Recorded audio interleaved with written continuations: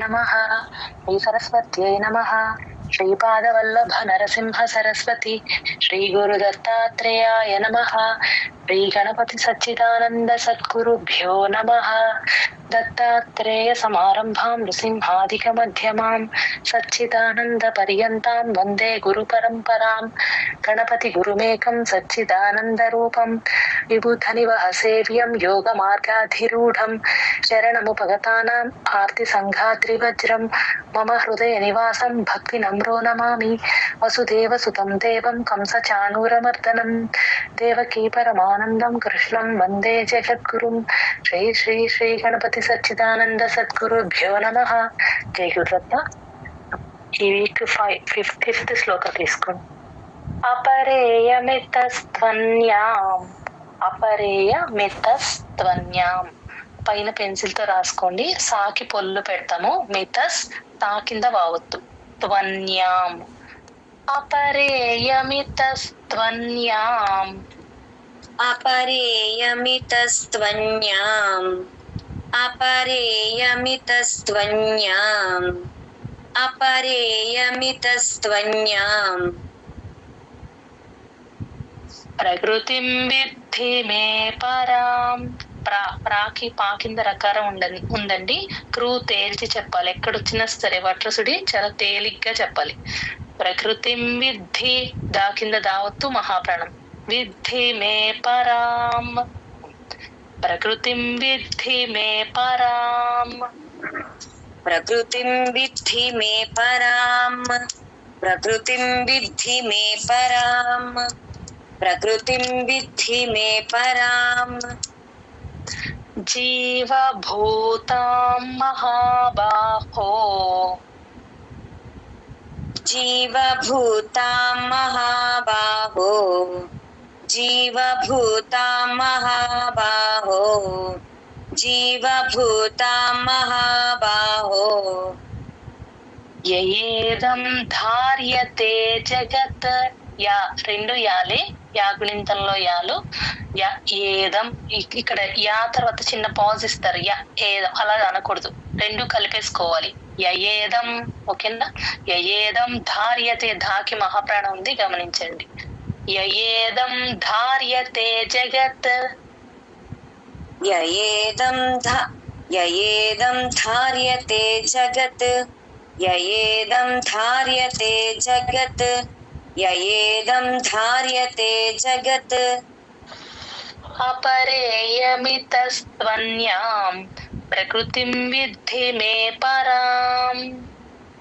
अपरेयमितस्त्वन्यां प्रकृतिं विद्धि मे पराम् अपरेयमितस्त्वन्यां प्रकृतिं विद्धि मे पराम् अपरेयमितस्त्वन्यां प्रकृतिं विद्धि मे पराम् जीवभूतां महाबाहो ययेदं धार्यते जगत्.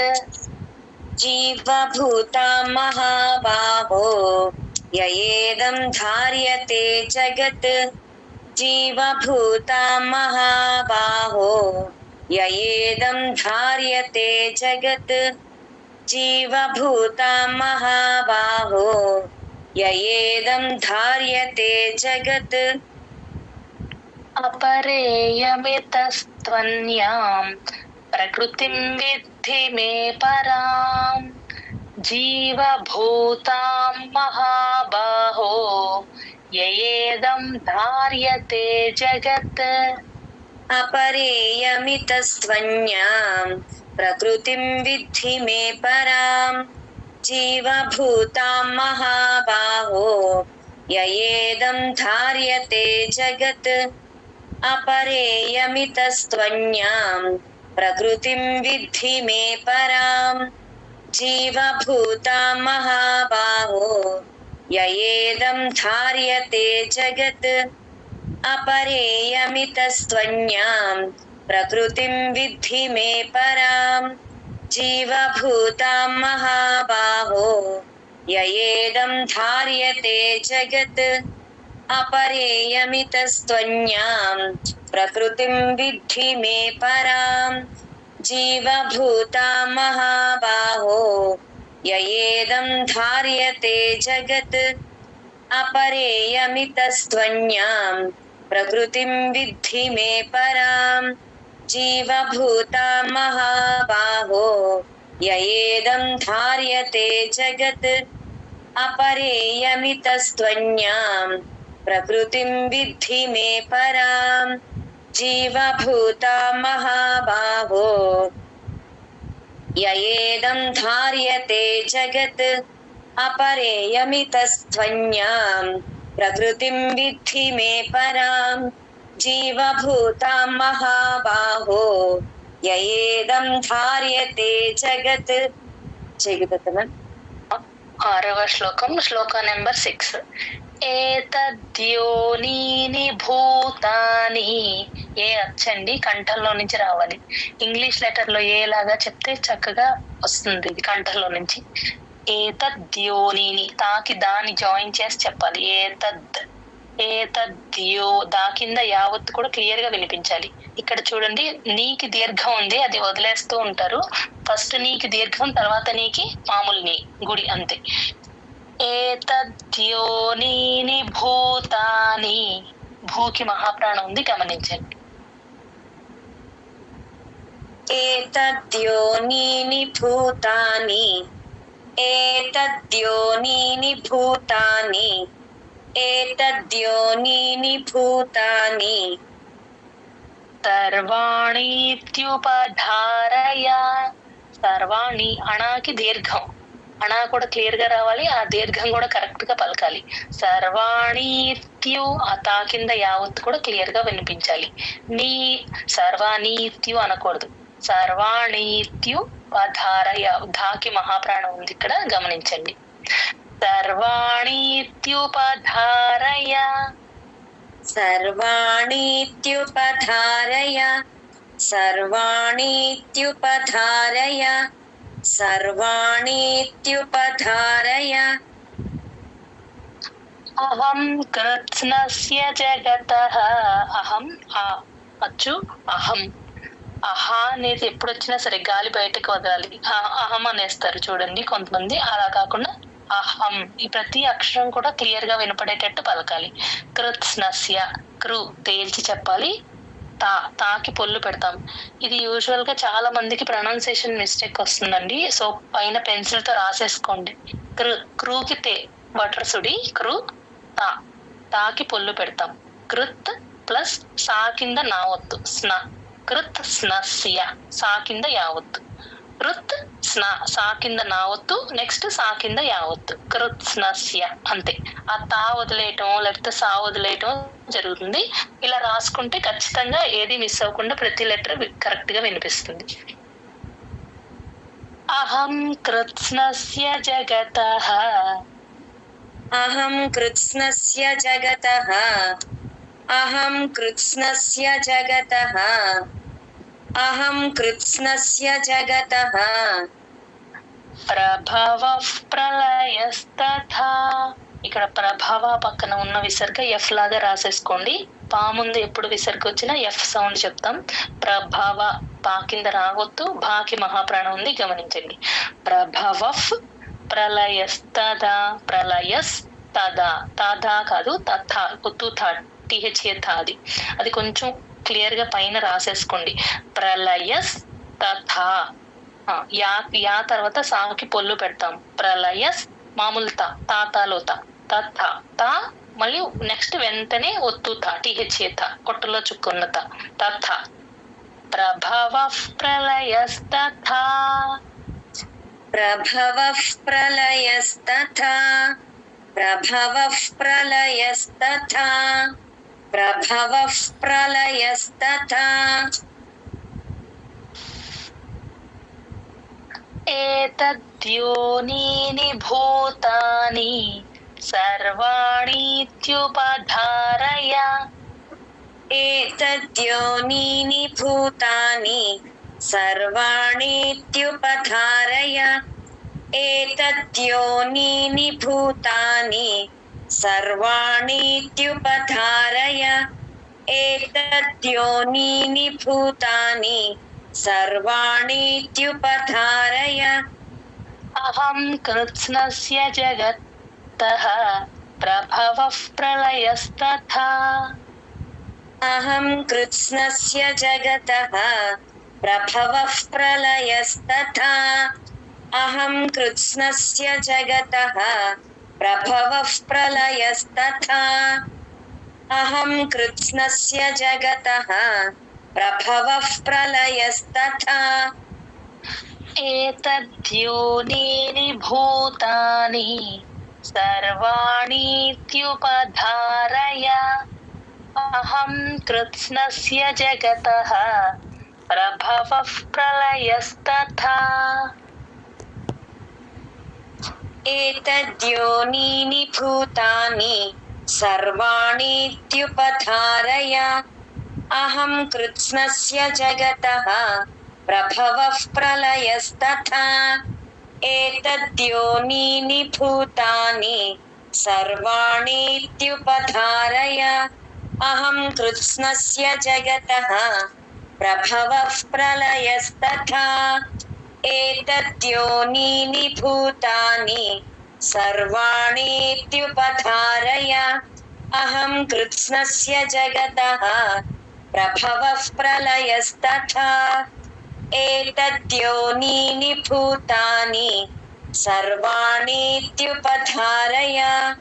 अहं कृत्स्नस्य जगतः प्रभवः प्रलयस्तथा एतद्योनीनि भूतानि सर्वाणीत्युपधारय अहं कृत्स्नस्य जगतः प्रभवः प्रलयस्तथा एतद्योनीनि भूतानि सर्वाणीत्युपधारय अहं कृत्स्नस्य जगतः प्रभवः प्रलयस्तथा एतद्योनीनि भूतानि सर्वाणीत्युपधारय अहं कृत्स्नस्य जगतः प्रभवः प्रलयस्तथा ఏడవ శ్లోక నెంబర్ 7 మత్తః పరతరం నాన్యత్ ఇక్కడ మత్తాలో తా కింద తావొత్తుంది అత్త అని ఎలా చెప్తాము తా కింద తావొత్తు వచ్చినప్పుడు ఎప్పుడైనా సరే ముందు అక్షరానికి జాయిన్ చేసుకొని చెప్పాలి మత్త పక్కన విసర్గ ఎఫ్ లాగా పెన్సిల్ తో నోట్ చేసేసుకోండి విసర్గ పైన స్ట్రైక్ చేసి పా ముందు ఎప్పుడు విసర్గ వచ్చినా ఎఫ్ సౌండే చెప్తాం మత్తః పరతరం నాన్యత్ నా కింద యావత్తు నాన్యత్ ఆ తా కూడా వినిపించాలి ఎండింగ్ లో మత్తః పరతరం నాన్యత్ మత్తః పరతరం నాన్యత్ మత్తః పరతరం నాన్యత్ మత్తః పరతరం నాన్యత్ కించిదస్తి ధనంజయ కించిదస్తి దస్తి తీతో ఎండ్ అవ్వాలి ధనంజయ ఇక్కడ ధాకి మహాప్రాణం ఉంది గమనించండి ఇక్కడ యూజువల్ గా ధను అని పెట్టేస్తూ ఉంటారు గమనించుకోండి అందరూ ధనంజయ అంతే కించిదస్తి ధనంజయ కించిదస్తి ధనంజయ కించిదస్తి ధనంజయ కించిదస్తి ధనంజయ మయి సర్వమిదం ప్రోతం మయి సర్వమిదం ప్రోతం పా కింద రకారం ఉంది గమనించండి సర్వ అంతే సర్ అలా లాక్కూడదు సర్వ ప్లెయిన్ గా అలా చెప్తే సరిపోతుంది మయి సర్వమిదం ప్రోతం మయి సర్వమిదం ప్రోతం మయి సర్వమిదం ప్రోతం మయి సర్వమిదం ప్రోతం మయి సర్వమిదం ప్రోతం పా కింద రకారం కొంచెం స్ట్రెస్ ఇవ్వండమ్మా ఓకే మ్యామ్ మయి సర్వమిదం ప్రోతం మయి సర్వ సూత్రే మణిగణ ఇవ సూత్రే అనేకూడదు సూత్రే సూకి తాని జాయిన్ చేసి చెప్పాలి తా కింద రకారం కూడా క్లియర్ గా వినిపించాలి సూత్రే మణి అణాలు మణిగణ రెండు అణాలు మణిగణ ఇవ మణిగణ తర్వాత చిన్న పాజ్ ఇవ్వాలి. ఈ అచ్చు కాబట్టి చిన్న గ్యాప్ ఇచ్చి ఇవా చెప్పాలి. సూత్రే మణిగణ ఇవా. సూత్రే మణిగణ ఇవ. సూత్రే మణిగణ ఇవ. సూత్రే మణిగణ ఇవ. మత్తః పరతరం నాన్యత్ కించిదస్తి ధనంజయ. మత్తః పరతరం నాన్యత్ కించిదస్తి ధనంజయ. మత్తః పరతరం నాన్యత్ కించిదస్తి ధనంజయ. మత్తః పరతరం నాన్యత్ కించిదస్తి ధనంజయ. మయి సర్వమిదం ప్రోతం సూత్రే మణిగణ ఇవ. మయి సర్వమిదం ప్రోతం సూత్రే మణిగణ ఇవ. మయి సర్వమిదం ప్రోతం సూత్రే మణిగణ ఇవ. మయి సర్వమిదం ప్రోతం సూత్రే మణిగణ ఇవ. సూత్రే ఒకసారి వస్తుంది, లాస్ట్ లో సూత్రే అని చెప్పేస్తున్నారు. సూత్రే అలా రావాలి. ఓకేనా. మత్తః పరతరం నాన్యత్ కించిదస్తి ధనంజయ. మయి సర్వమిదం ప్రోతం సూత్రే మణిగణ ఇవ. మత్తః పరతరం నాన్యత్ కించిదస్తి ధనంజయ. మయి సర్వమిదం ప్రోతం సూత్రే మణిగణ ఇవ. మత్తః పరతరం నాన్యత్ కించిదస్తి ధనంజయ. మయి సర్వమిదం ప్రోతం సూత్రే మణిగణ ఇవ. మత్తః పరతరం నాన్యత్ కించిదస్తి ధనంజయ. మయి సర్వమిదం ప్రోతం సూత్రే మణిగణ ఇవ. మత్తః పరతరం నాన్యత్ కించిదస్తి ధనంజయ. మయి సర్వమిదం ప్రోతం సూత్రే మణిగణ ఇవ. మత్తః పరతరం నాన్యత్ కించిదస్తి ధనంజయ. మయి సర్వమిదం ప్రోతం సూత్రే మణిగణ ఇవ. మత్తః పరతరం నాన్యత్ కించిదస్తి ధనంజయ. మయి సర్వమిదం ప్రోతం సూత్రే మణిగణ ఇవ. మత్తః పరతరం నాన్యత్ కించిదస్తి ధనంజయ. మయి సర్వమిదం ప్రోతం సూత్రే మణిగణ ఇవ. ఎయిత్ శ్లోక, 8వ శ్లోకం. రసోహమప్సు కౌంతేయ.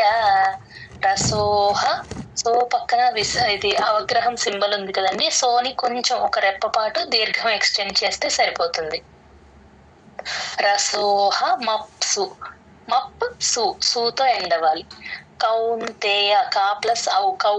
కౌ అన్నప్పుడు నోరు ఇలా రౌండ్ గా అవ్వాలి, అప్పుడే ఔకారం కరెక్ట్ గా వినిపిస్తుంది. కౌంతేయ అంతే, యాకి దీర్ఘం లేదు. కౌంతేయ కట్ చేసేయాలి. రసోహమప్సు కౌంతేయ. రసోహమప్సు కౌంతేయ. రసోహమప్సు కౌంతేయ. రసోహమప్సు కౌంతేయ. ప్రభాస్మి శశి సూర్యయోః. ప్రభాస్మి, భాకి మహాప్రాణం. ప్రభాస్మి శశి, ఆ రెండు, ఆ షాలు రెండు క్లియర్ గా వినిపించాలి. యూజువల్ గా శశి అనేస్తారు, శశి కాదు. షా, షా, షా ప్లస్ ఆ. ఇక్కడ కూడా అంతే, షే పెట్టకూడదు. షా ప్లస్ ఏత్వం రాకుండా షా ప్లస్ ఆ, షా. శశి సూర్యయోహో విసర్గ హో అవుతుంది. ఆ విసర్గ దగ్గర హో అని పెన్సిల్ తో రాసేసుకోండి. పా కింద రకారం, భా కింద మహాప్రాణం రెండు కరెక్ట్ గా వినిపించాలి. ప్రభాస్మి శశి సూర్యయోహో. ప్రభాస్మి శశి సూర్యయోః ప్రభాస్మి శశి సూర్యయోః ప్రభాస్మి శశి సూర్యయోః ప్రణవః సర్వవేదేషు. ప్రణవస్ వాకి సాని జాయిన్ చేసి చెప్పాలి. ప్రణవాలో పా కింద రకారం ఉంది, అణ కూడా ఉంది, గమనించండి. ప్రణవ సర్వ వేదేషు అంతే. షూకి దీర్ఘం పెట్టకూడదు, ఇక్కడ కూడా అంతే, కట్ చేసేయాలి. ప్రణవ సర్వ వేదేషు. ప్రణవః సర్వవేదేషు ప్రణవః సర్వవేదేషు ప్రణవః సర్వవేదేషు శబ్దః ఖే పౌరుషం ఋషు. శబ్దాలు మహాప్రాణం బా కింద దా మాత్రమే ఉంది, ఒత్తు మాత్రమే, మహాప్రాణం లేదు, గమనించండి. శబ్ద పక్కన విసర్గ హెచ్ సౌండ్ లాగా రాసేసుకోండి. కా ముందు ఎప్పుడు విసర్గ వచ్చినా ఖా ముందు హెచ్ సౌండ్ లాగా చెప్తాం. పైన అని రాసేసుకోండి, హాకి పొల్లు పెట్టి. శబ్ద అలా హెచ్ సౌండ్ లాగా వస్తుంది. శబ్ద ఖే ఇది కొంచెం కష్టం ఇది పలకటానికి. యూజువల్ గా ఏం చేస్తారంటే శబ్ద ఖే అనేసి చెప్పేస్తూ ఉంటారు. ఆ కాకి మహాప్రాణం వదిలేస్తూ ఉంటారు. అదర్వైజ్ శబ్దాకి మహాప్రాణం పెడుతూ ఉంటారు. అలా కాకుండా కరెక్ట్ గా శబ్ద ఖే అలా రావాలి. పౌరుషం పా ప్లస్ ఔకారం క్లియర్ గా వినిపించాలి. పౌరుషం ఆశ కాస్త ముద్దగా పలకాలి. షణ్ముఖాష అది. నృషు నాకి వట్రసుడి తేలిగ్గా చెప్పాలి. నృషు అంతే. శబ్ద ఖే పౌరుషం నృషు. శబ్దః ఖే పౌరుషం ఋషు శబ్దః ఖే పౌరుషం ఋషు శబ్దః ఖే పౌరుషం ఋషు రసోహమప్సు కౌంతేయ ప్రభాస్మి శశి సూర్యయోః. రసోహమప్సు కౌంతేయ ప్రభాస్మి శశి సూర్యయోః రసోహమప్సు కౌంతేయ ప్రభాస్మి శశి సూర్యయోః రసోహమప్సు కౌంతేయ ప్రభాస్మి శశి సూర్యయోః ప్రణవః సర్వవేదేషు శబ్దః ఖే పౌరుషం ఋషు.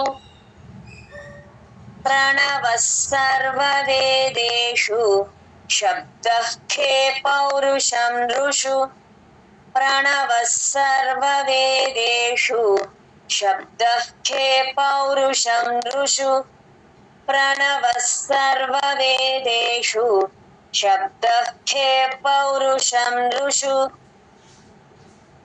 రసోహమప్సు కౌంతేయ ప్రభాస్మి శశి సూర్యయోః ప్రణవః సర్వవేదేషు శబ్దః ఖే పౌరుషం ఋషు.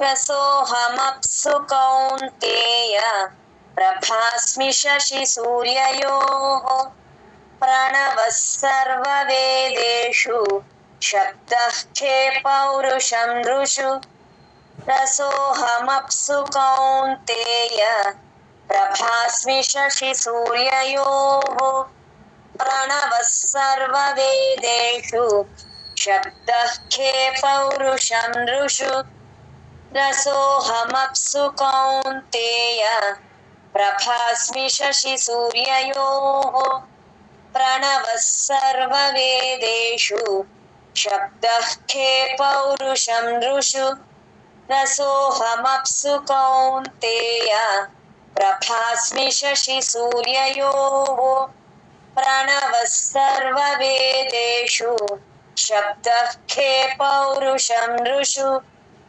రసోహమప్సు కౌంతేయ प्रभास्मि शशि सूर्ययोः प्रणवः सर्ववेदेषु शब्दः खे पौरुषं नृषु रसोऽहमप्सु कौन्तेय प्रभास्मि शशि सूर्ययोः प्रणवः सर्ववेदेषु शब्दः खे पौरुषं नृषु रसोऽहमप्सु कौन्तेय प्रभास्मि शशि सूर्ययोः प्रणवः सर्ववेदेषु शब्दः खे पौरुषं नृषु.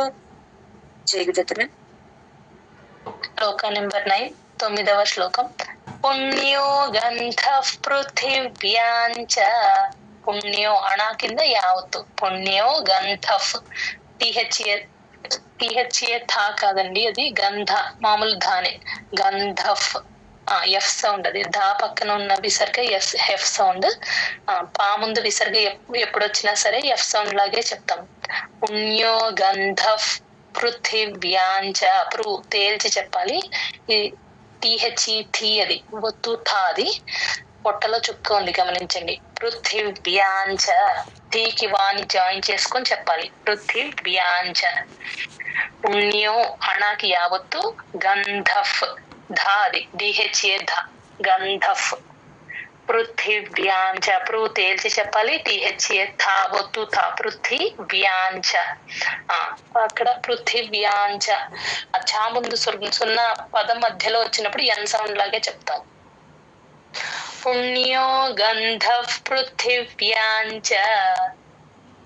పుణ్యో గంధః పృథివ్యాంచ. పుణ్యో గంధః పృథివ్యాంచ. పుణ్యో గంధః పృథివ్యాంచ. తేజశ్చాస్మి విభావసౌ. తేజశ్చాస్మి అక్కడ పెన్సిల్ తో రాసుకోండి. షాకి పొల్లు పెట్టాలి. తేజస్ అనేస్తారు, సా పెట్టేస్తారు. అక్కడ సా పెట్టకూడదు. సరస్వతి సా పెట్టకూడదు. శంకర షా మాత్రమే పెట్టాలి. తేజస్ చాస్మి పెన్సిల్ తో పైన రాసేసుకోండి. ఇది మాత్రం అందరూ. తేజస్ చాస్మి. విభావసౌ భాకి మహాప్రాణం ఉంది. విభావసౌ సా ప్లస్ ఔ, ఔకారం కరెక్ట్ గా పలకాలి. విభావసౌ. నోరు ఇలా రౌండ్ గా అవుతుంది ఔ పలికినప్పుడు, అప్పుడే కరెక్ట్ గా ప్రొనౌన్సియేషన్ వచ్చినట్లు. తేజశ్చాస్మి విభావసౌ. తేజశ్చాస్మి విభావసౌ. తేజశ్చాస్మి విభావసౌ. తేజశ్చాస్మి విభావసౌ. జీవనం సర్వభూతేషు. భూకి మహాప్రాణం ఉంది గమనించండి. భూతేషు అంతే. షూకి దీర్ఘం లేదు, షూ కట్ చేయాలి. జీవనం సర్వభూతేషు. జీవనం సర్వభూతేషు. జీవనం సర్వభూతేషు. జీవనం సర్వభూతేషు. తపశ్చాస్మి తపస్విషు. ఇది కూడా కొంచెం జాగ్రత్తగా చెప్పాలి. తపష్ పైన పెన్సిల్ తో రాసుకోండి. షాకి పొల్లు పెడతాం. తపష్ చాస్మి ప్లేన్ చాస్మి. తపష్ చాస్మి తపస్విషు. ఇక్కడ సా ఉంది చూడండి. తపస్వి ఇక్కడ మామూలుగా ప్లేన్ సరస్వతి సా. తపస్విషు తపస్విషు అంతే. తపశ్చాస్మి తపస్విషు. తపశ్చాస్మి తపస్విషు. తపశ్చాస్మి తపస్విషు. తపశ్చాస్మి తపస్విషు. పుణ్యో గంధః పృథివ్యాంచ. తేజశ్చాస్మి విభావసౌ. పుణ్యో గంధః పృథివ్యాంచ. తేజశ్చాస్మి విభావసౌ. ఒక్క సెకండ్. పుణ్యో గంధః పృథివ్యాంచ. తేజశ్చాస్మి విభావసౌ. పుణ్యో గంధః పృథివ్యాంచ. तेजश्चास्मि विभावसौ जीवनं सर्वभूतेषु तपश्चास्मि तपस्विषु जीवनं सर्वभूतेषु तपश्चास्मि तपस्विषु जीवनं सर्वभूतेषु तपश्चास्मि तपस्विषु जीवनं सर्वभूतेषु तपश्चास्मि तपस्विषु पुण्यो गन्धः पृथिव्यां च तेजश्चास्मि विभावसौ जीवनं सर्वभूतेषु तपश्चास्मि तपस्विषु पुण्यो गन्धः पृथिव्यां च तेजश्चास्मि विभावसौ जीवनं सर्वभूतेषु तपश्चास्मि तपस्विषु पुण्यो गन्धः पृथिव्यां च तेजश्चास्मि विभावसौ जीवनं सर्वभूतेषु तपश्चास्मि तपस्विषु पुण्यो गन्धः पृथिव्यां च तेजश्चास्मि विभावसौ जीवनं सर्वभूतेषु तपश्चास्मि तपस्विषु पुण्यो गन्धः पृथिव्यां च तेजश्चास्मि विभावसौ जीवनं सर्वभूतेषु तपश्चास्मि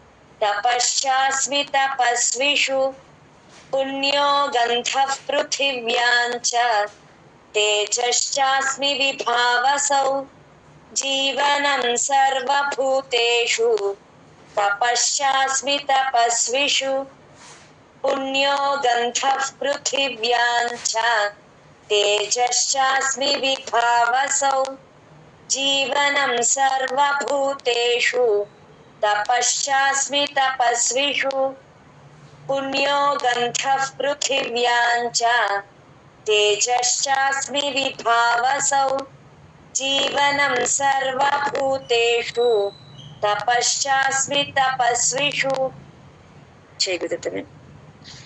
పదవ శ్లోకం శ్లోక నెంబర్ 10 బీజం మాం సర్వభూతానాం బీజం మాం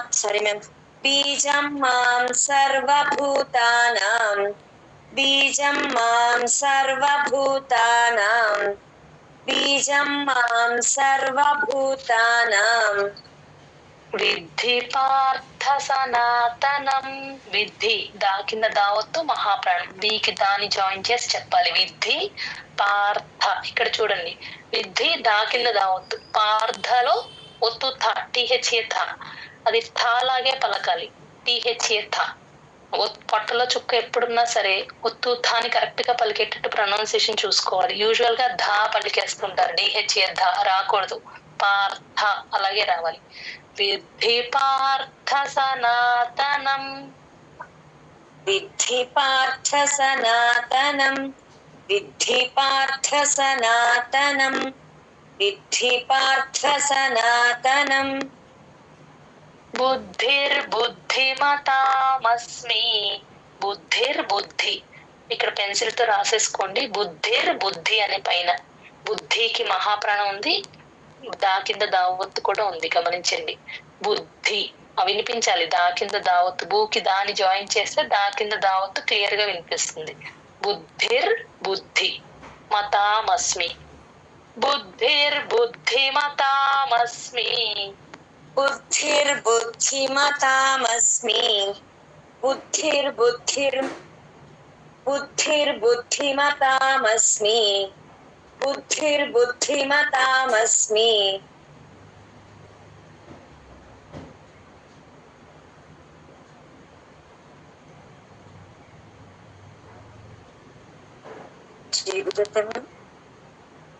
వినపడట్లేదు నా సారీ మ్యూట్ లో ఉన్నాను.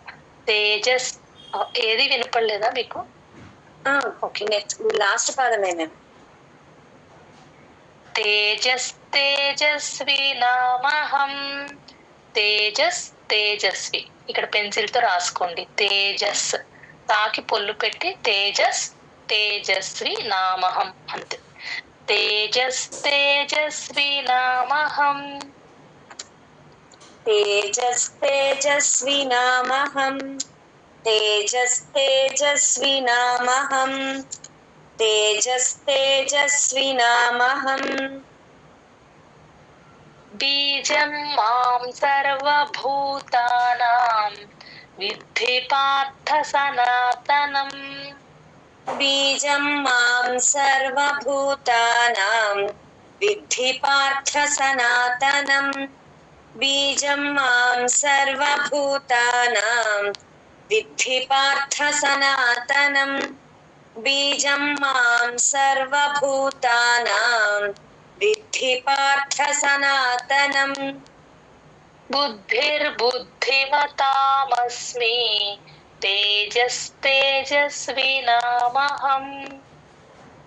బుద్ధిర్బుద్ధిమతామస్మి తేజస్ తేజస్వినామహం. బుద్ధిర్బుద్ధిమతామస్మి తేజస్ తేజస్వినామహం. బుద్ధిర్బుద్ధిమతామస్మి తేజస్ తేజస్వినామహం. బీజం మాం సర్వభూతానాం విద్ధి పార్థ సనాతనం. బుద్ధిర్బుద్ధిమతామస్మి తేజస్ తేజస్వినామహం. బీజం మాం సర్వభూతానాం విద్ధి పార్థ సనాతనం. బుద్ధిర్బుద్ధిమతామస్మి తేజస్ తేజస్వినామహం. బీజం మాం సర్వభూతానాం విద్ధి పార్థ సనాతనం. బుద్ధిర్బుద్ధిమతామస్మి తేజస్ తేజస్వినామహం. బీజం మాం సర్వభూతానాం విద్ధి పార్థ సనాతనం. బుద్ధిర్బుద్ధిమతామస్మి తేజస్ తేజస్వినామహం. బీజం మాం సర్వభూతానాం విద్ధి పార్థ సనాతనం. బుద్ధిర్బుద్ధిమతామస్మి తేజస్ తేజస్వినామహం. బీజం బీజం మాం సర్వభూతానాం విద్ధి పార్థ సనాతనం. బుద్ధిర్బుద్ధిమతామస్మి తేజస్ తేజస్వినామహం. బీజం మాం సర్వభూతానాం విద్ధి పార్థ సనాతనం. బుద్ధిర్బుద్ధిమతామస్మి తేజస్ తేజస్వినామహం. బీజం మాం సర్వభూతానాం విద్ధి పార్థ సనాతనం. బుద్ధిర్బుద్ధిమతామస్మి తేజస్ తేజస్వినామహం. బీజం మాం సర్వభూతానాం విద్ధి పార్థ సనాతనం. బుద్ధిర్బుద్ధిమతామస్మి తేజస్ తేజస్వినామహం. 11th శ్లోక 11వ శ్లోకం. బలం బలవతాం చాహం. బలం బలవతాం చాహం. బలం బలవతాం చాహం. బలం బలవతాం చాహం. బలం బలవతాం చాహం. బలం బలవతాం చాహం. కామరాగ వివర్జితం. కామరాగ వివర్జితం. కామరాగ వివర్జితం. కామరాగ వివర్జితం. ధర్మా విరుద్ధో భూతేషు. ధాకి మహాప్రాణం. ధర్మా విరుద్ధో. ధోలో దా కింద దావొత్తు మహాప్రాణం రెండు ఉన్నాయి. రూకి దాని జాయిన్ చేసుకొని చెప్పాలి. విరుద్ధో భూతేషు. భూకి మహాప్రాణం ఉంది. భూతేషు షూకి కట్ చేయాలి. షూ దీర్ఘం పెట్టకూడదు. భూతేషు అంతే. షూ కొంచెం ముద్దగా పలకాలి. షణ్ముఖాది.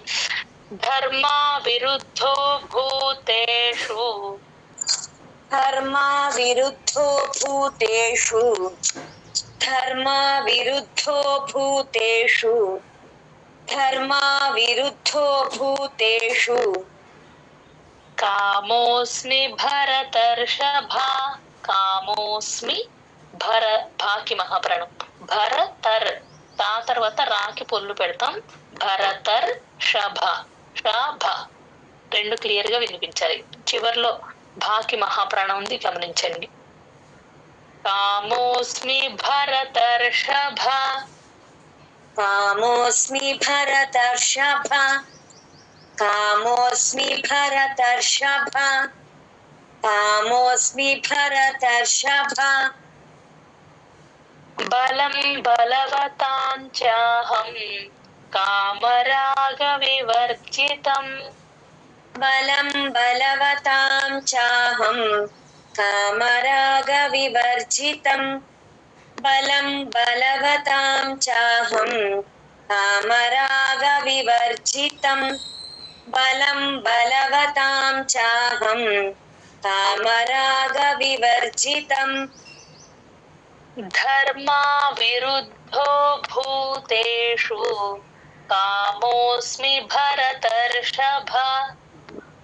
ధర్మా విరుద్ధో భూతేషు కామోస్మి భరతర్షభ ధర్మా విరుద్ధో భూతేషు కామోస్మి భరతర్షభ ధర్మా విరుద్ధో భూతేషు కామోస్మి భరతర్షభ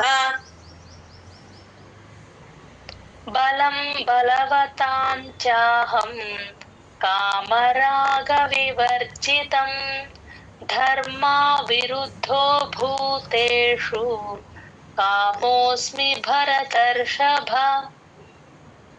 బలం బలవతాం చాహం కామరాగ వివర్జితం ధర్మా విరుద్ధో భూతేషు కామోస్మి భరతర్షభ బలం బలవతాం చాహం కామరాగ వివర్జితం ధర్మా విరుద్ధో భూతేషు కామోస్మి భరతర్షభ బలం బలవతాం చాహం. కామోస్మి దీర్ఘం వస్తుంది చూడండి.